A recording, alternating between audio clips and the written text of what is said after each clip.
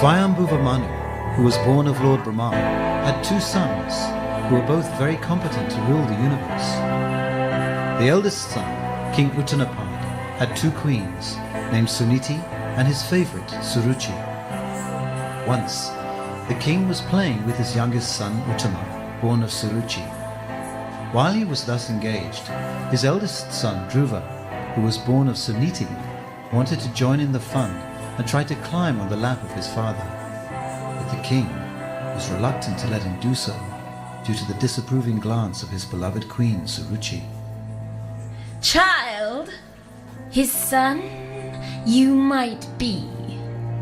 With that, I don't disagree. But that doesn't mean you can sit on his knee. You're not qualified, can't you see? Your attempt is doomed to fail. Because you were not born from me.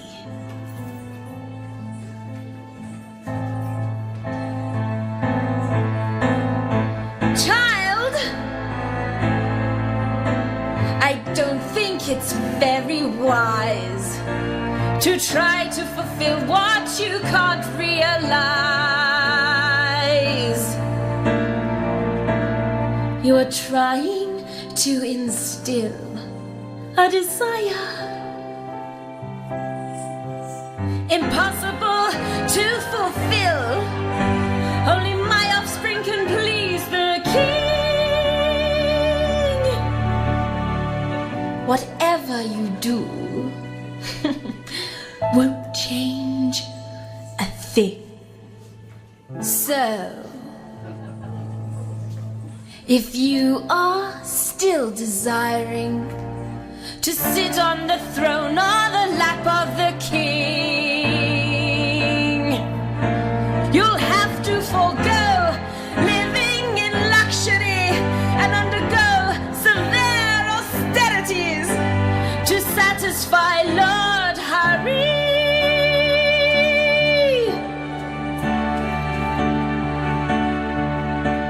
And then, by his mercy, take your next birth from me.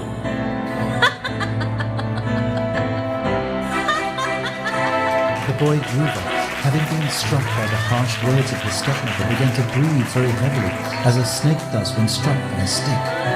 When he saw that his father remained silent and did not protest, Dhruva immediately left the room and went crying to his mother, his lips trembling in anger.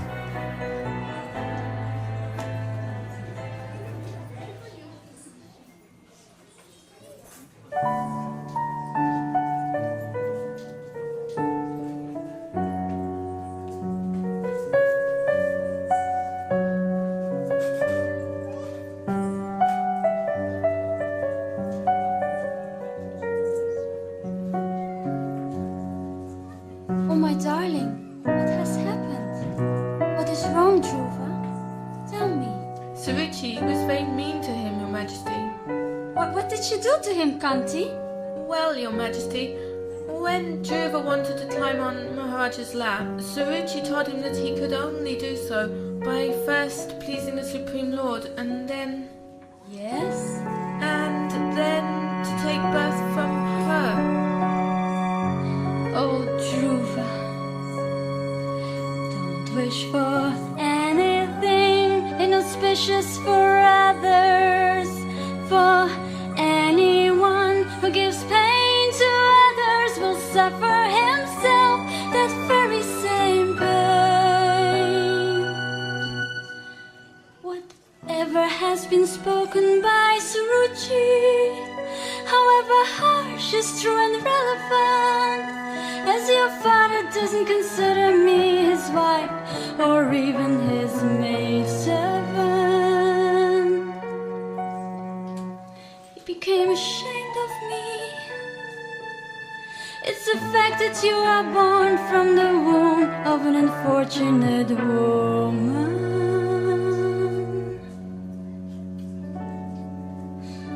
Oh, my dear son. Oh, Dhruva.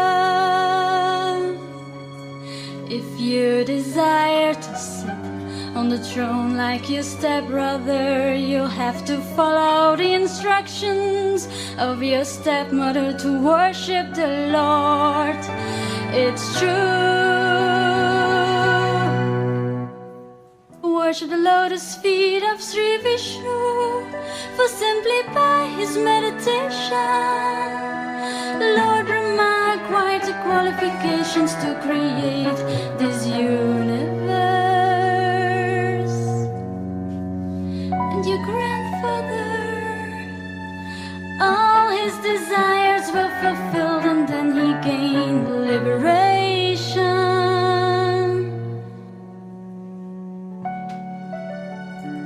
Therefore, take shelter of the Lord, who is so kind.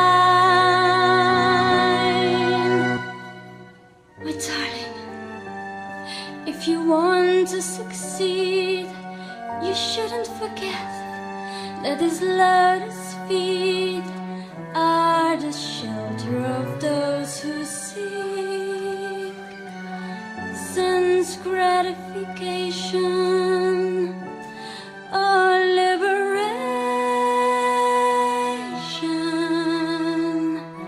from the cycle of birth and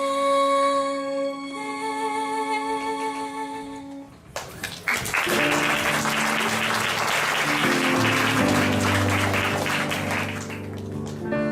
After deliberate consideration and fixed determination, Dhruva left his father's palace. When the great sage Narada came to know about Dhruva's activities, he became surprised and decided to visit the young prince. How wonderful are the Kshatriyas! Even the slightest denigration of their character is intolerable for them. He's only a child, yet harsh words from his stepmother proved unbearable to him. Boys of your age like to engage themselves in sports and play. Why this dismay? One suffers or enjoys results of previous actions. So there's no need for dissatisfaction. You have decided to undertake your mother's instructions to meditate, to achieve a reward from the Lord, but that can't be done by just anyone. Therefore, why bother? Better go home to your mother. In a few years from now, you can take this vow. To become qualified, you should try being satisfied. See it all as a reward, the mercy of the Lord, either happiness or misery, failure or victory. If you succeed, I guarantee you cross the ocean of darkness very easily.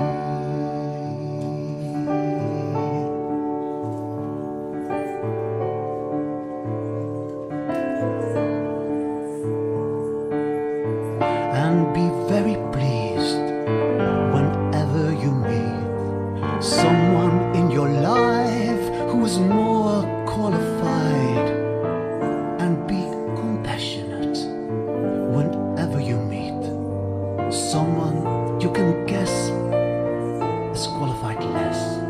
And when you meet someone equal to you, this is what you should do. Make friends with him, and in this way you'll never have a reason to run away.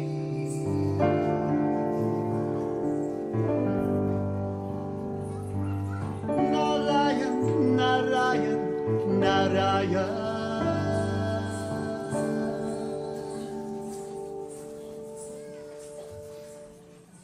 Oh, Narada-ji, someone like me, who gets disturbed so easily. What you so kindly have explained, this kind of philosophy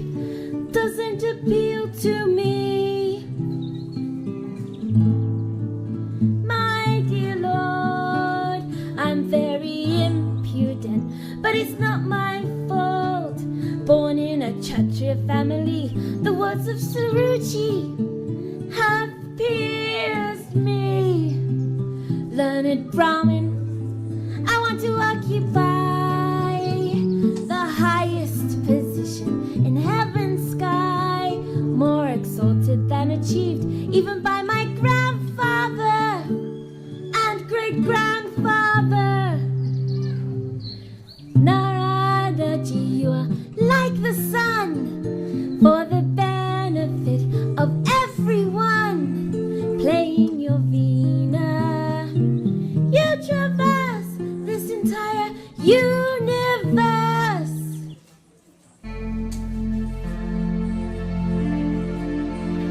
The advice given by your mother is very wise and just suitable for you.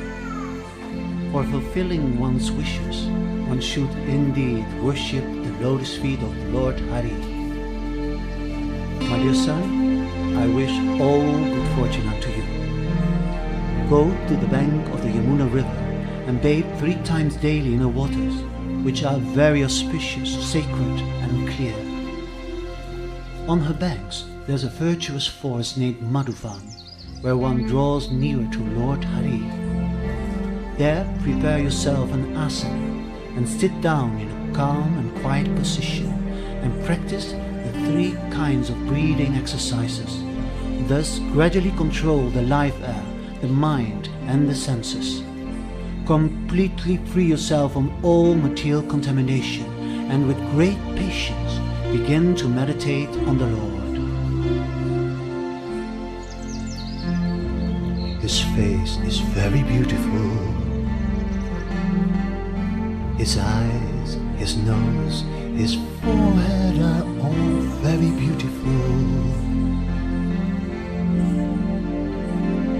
His form is ever youthful. His hue is blue, yes blue. His eyes and lips are reddish, like the rising sun. He will always be the defender of those who surrender, and those who have reached perfection. In seeing him, feel complete satisfaction. He's an ocean of mercy, and the only one worthy to surrender to.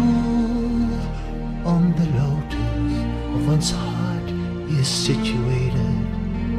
On that four-armed form should be meditated. The nails of his lotus feet shining, and his lotus face always smiling. One who meditates in this way will be freed from all contamination, as he'll taste day by day love of God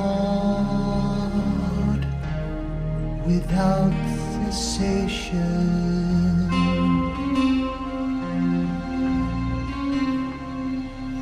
Now I shall teach you a mantra which is very confidential. One who chants this mantra for 7 nights can see the siddhas flying in the sky. Om Namo Bhagavate Vasudevaya. Om Namo Bhagavate Vasudevaya. Make a form of the Lord out of clay. While chanting, worship him by offering him water and purified fruits, flowers, flower garlands, or even newly grown grass, small buds of flowers, or the barks of trees, and the best of all, tulsi leaves, which are very dear to him. In this way, absorb your mind in the Lord. In order to have full control over yourself, you should be very sober and peaceful. You must be satisfied with whatever fruits and roots are available in the forest. Besides worshipping the deity and chanting the mantra 3 times a day, you should meditate on the Lord's transcendental activities. Anyone who thus engages seriously and sincerely with his mind, words and body, aloof from all kinds of sense gratification, is blessed by the Lord according to his desire.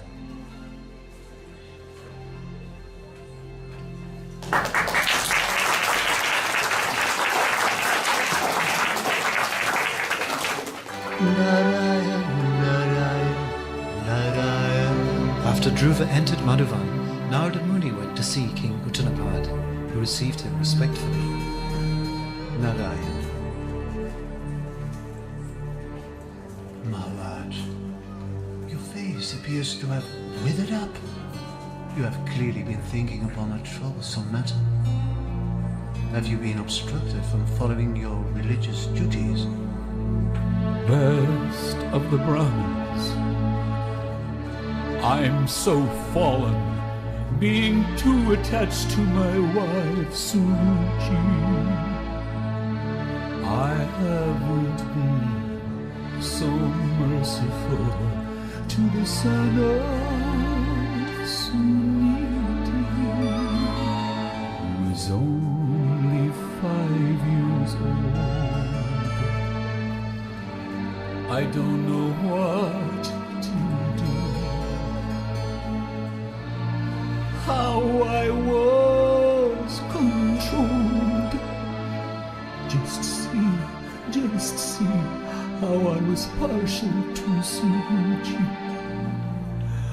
Oh, just see my cruelty.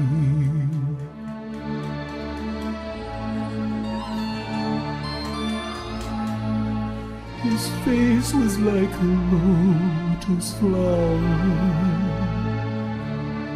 I worry for his precarious condition. He is without protection.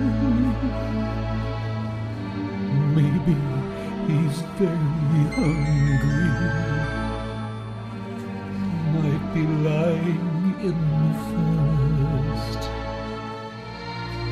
where wolves might have attacked him. Just see how I was partial to Suchi. Just see my cruelty. Out of love and affection, he was climbing on my lap. But no, I would not receive him.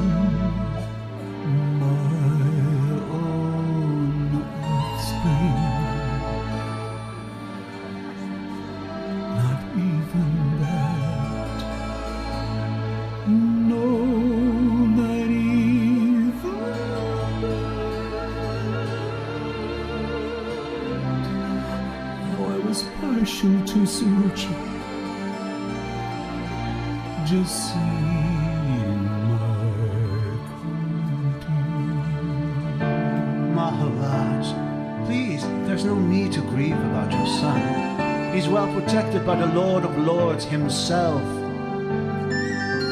By his great abilities, he will perform austerities unfeasible in this age by any king or sage.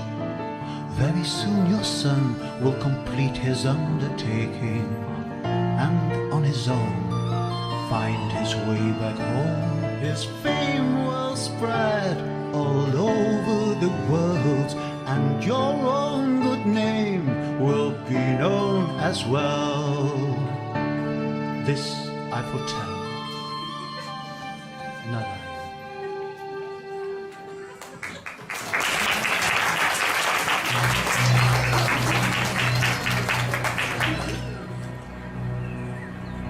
Having arrived at Madhuvan, Dhruva took his bath and observed fasting in the night. Then he engaged himself in worshipping the Lord.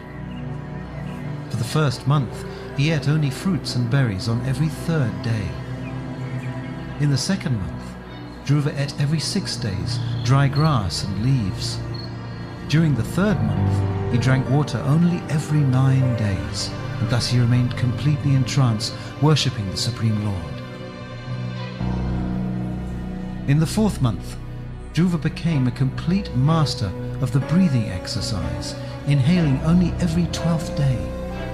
In this way he became completely fixed. By the 5th month, he controlled his breathing so perfectly that he was able to stand on one leg without moving while fully concentrated on the Supreme Brahman. Completely in control of his senses, he fixed his mind upon the form of the Supreme Personality of Godhead in his heart. As he kept himself steady, the pressure of his big toe pushed down half the earth.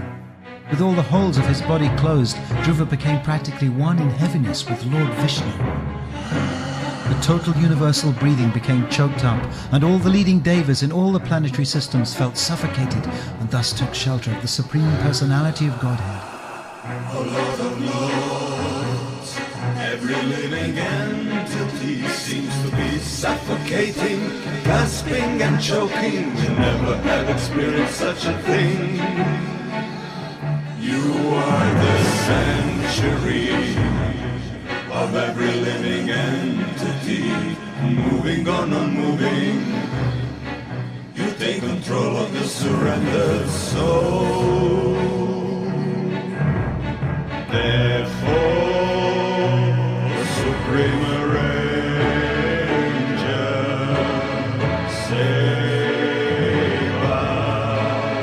save us from this danger. From this danger, save us from this danger. My dear Devas, do not be perturbed. The universal breathing process has been obstructed on account of the boy Dhruva's absorption in me. I shall ask him to stop, so you can safely return to your abodes. Reassured by the Lord, the Devas were freed from all fears, and after offering obeisances, they returned to their heavenly planets. Then Lord Vishnu climbed on the back of Garuda, who carried him to the forest of Madhavan. The form of the Lord, which was brilliant like lightning, and in which Dhruva was fully absorbed in meditation, all of a sudden disappeared, thus breaking his meditation. Opening his eyes, he saw that same brilliant form standing before him, just as he had seen him in his heart. Being greatly confused, Dhruva fell flat before the Lord, and in ecstasy looked upon him as if he were drinking the Lord with his eyes, embracing the Lord with his arms, and kissing his lotus feet. With folded hands, Dhruva stood before the Lord, desiring to offer suitable prayers, but he was inexperienced. The Lord, being situated in everyone's heart, could understand Dhruva's awkward position, and out of his causeless mercy, he touched his conch shell to the boy's forehead, by which Dhruva became perfectly aware of the Vedic conclusion and understood the absolute truth, including the Lord's relationship with all living entities.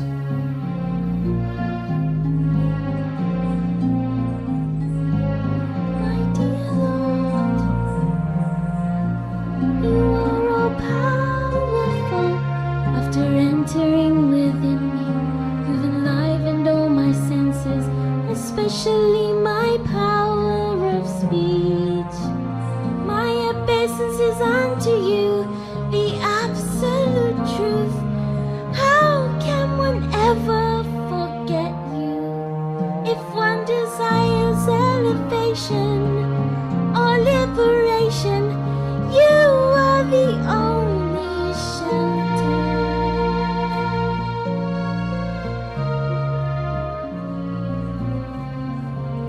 My dear Lord, one who worships you with material motivation is covered by illusion. Still I desire such benedictions, rules that are there even for those who live in hellish conditions.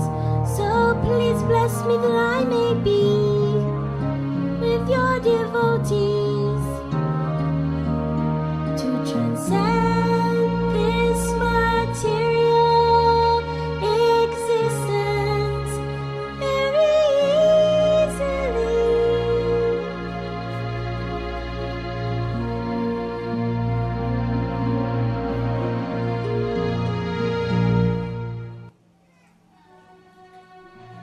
My dear Prince Dhruva, you have executed pious vows. I know the desire within your heart, and although it is very ambitious and difficult to fulfill, I shall favor you with its fulfillment. All good fortune unto you. I shall award you the glowing planet of the pole star, which will continue to exist even after the dissolution at the end of the millennium. No one has ever ruled this planet, which is surrounded by all the solar systems, planets and stars, and which continues to exist even after the dissolution of all others. Having gone there, you will never have to come back to this material world.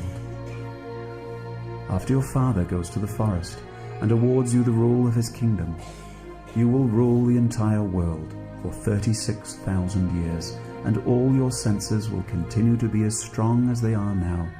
You will never become old. Sometime in the future, your brother Uttama will go hunting in the forest, and while absorbed in hunting, he will be killed. Your stepmother Suruchi, being maddened upon the death of her son, will go to search him out in the forest, where she will be devoured by a forest fire. My dear Dhruva, you will worship me with great sacrifices and will give great charities. In this way, you will be able to enjoy the blessings of material happiness in this life, and at the time of death, you will be able to remember me.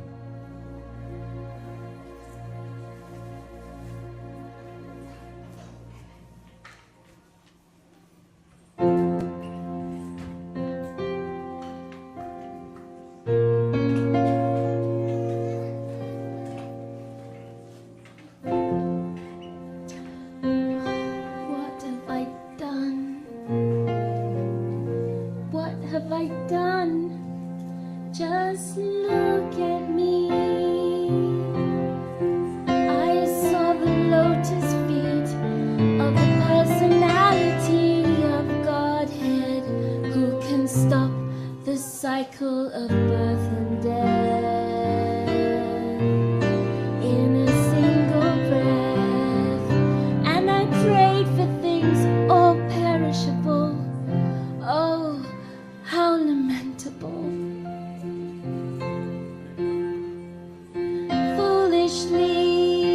Covered by Maya's energy, I saw my baby brother as my enemy. Little Uttama, my enemy. Oh, how foolish of me to pray for things all perishable. Oh, how lamentable. The Lord offered his service to me, but all I wanted was prosperity, prosperity, name and fame. Oh, what a shame to pray for things all perishable. Oh, how lamentable.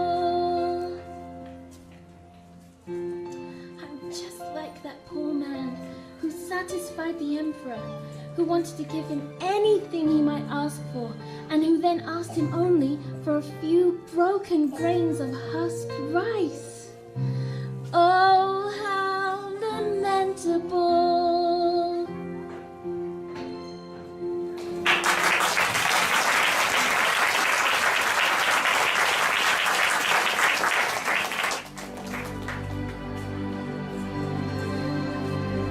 When a messenger informed King Uttanapad that his son was on his way home, he couldn't believe his good fortune. But remembering the words of Narada Muni, he became overwhelmed. In great appreciation, he offered the messenger a highly valuable necklace which he was wearing. Then he immediately left the city, accompanied by both his wives, his son Uttama, learned Brahmins, elderly family members, officers, ministers and friends. Upon seeing Dhruva entering a nearby forest, the king hastily got down from his chariot.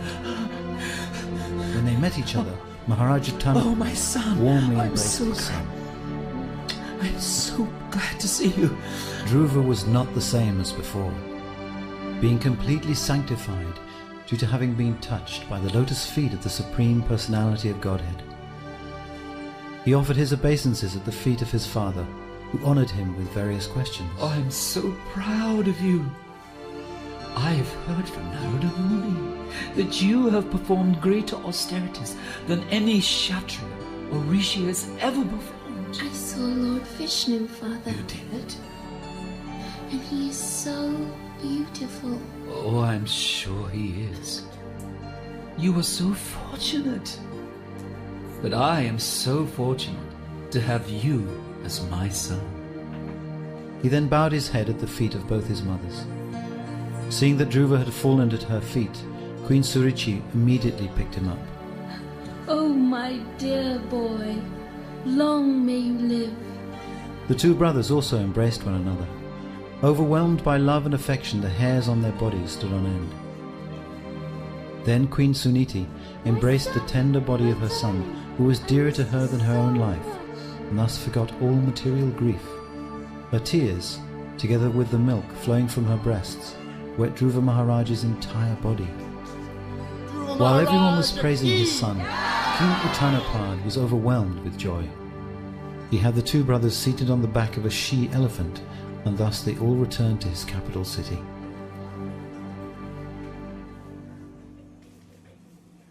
In honor of Dhruva's return, the city was decorated with columns of banana trees. Many gates were set up, which were structured to give the appearance of sharks.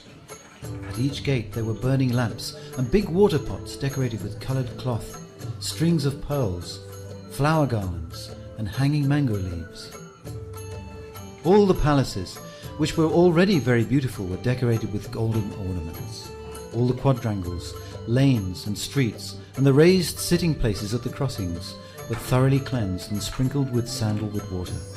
Rice, barley, as well as flowers and fruits, and many other auspicious presentations were scattered all over the city.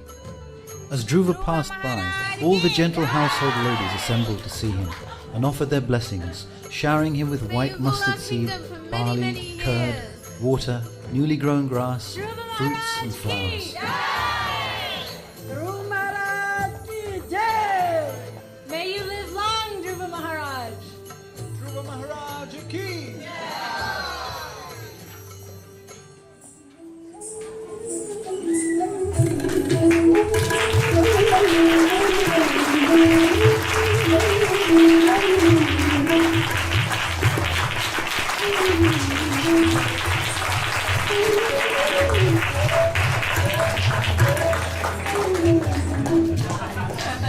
Thank you so much to our actors.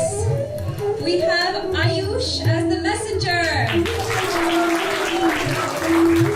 Divyansh as Garuda,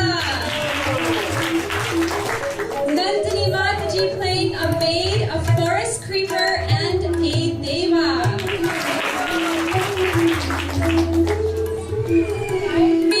Gayatri playing Suniti. Rahini playing Dhruva.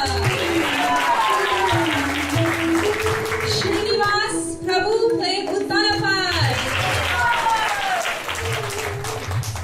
Rahul Prabhu playing Lord Vishnu.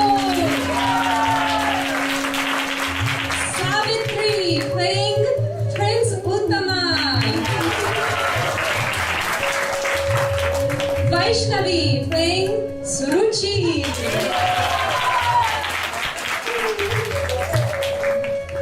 Shilpa Mataji playing a maidservant, forest creeper, and a deva. And Vishaka Mataji playing Narada Muni.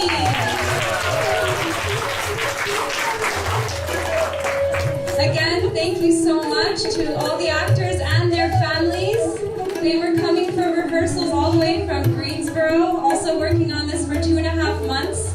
This soundtrack was done by Parividha Prabhu in the UK, and these actors worked very, very hard to synchronize their voices to the voices on this recording, which was quite a challenge, especially for the songs. So please give them another round of applause.